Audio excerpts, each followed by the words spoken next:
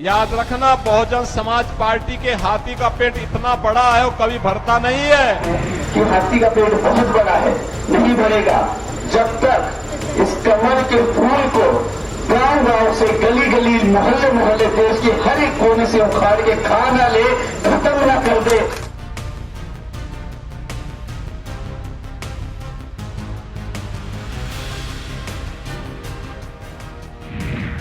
मायावती के एक्शन से मचा सियासी भूचाल।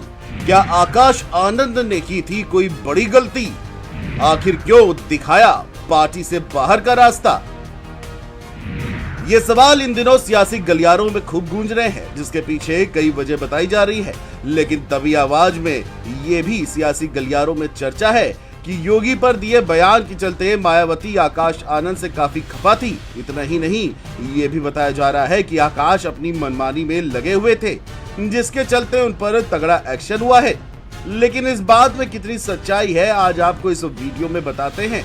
लेकिन उससे पहले आपको बता दें, जितनी तेजी आकाश आनंद ने सियासी करियर में बुलंदियों को छुआ था, उतनी ही तेजी से उनका सियासी ग्राफ नीचे भी आ गया है। आज की तारीख में मायावती के भतीजे आकाश आनंद अब बहुजन समाज पार्टी में भी नहीं है। पार्टी प्रमुख मायावती ने सख्त फैसला लेते हुए आकाश आनंद को पार्टी से निकाल दिया है, जिसने कार्यकर्ताओं को भी हैरान कर दिया है।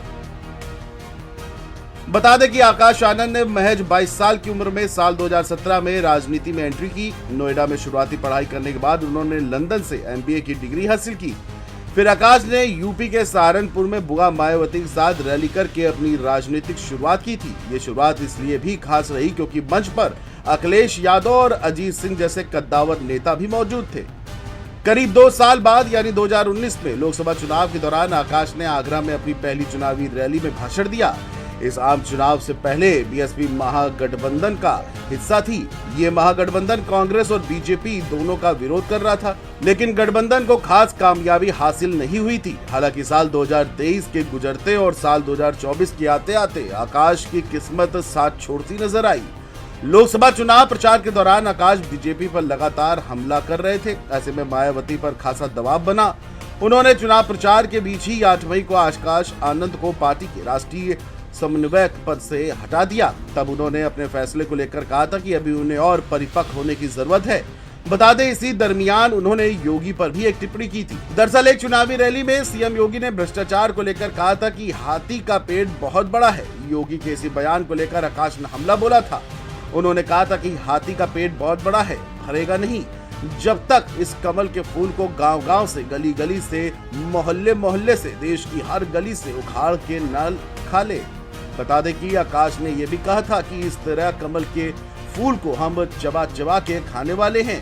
यह हाथी का पेट तब तक नहीं भरेगा जब तक कमल का फूल खा के पचा नहीं लेगा।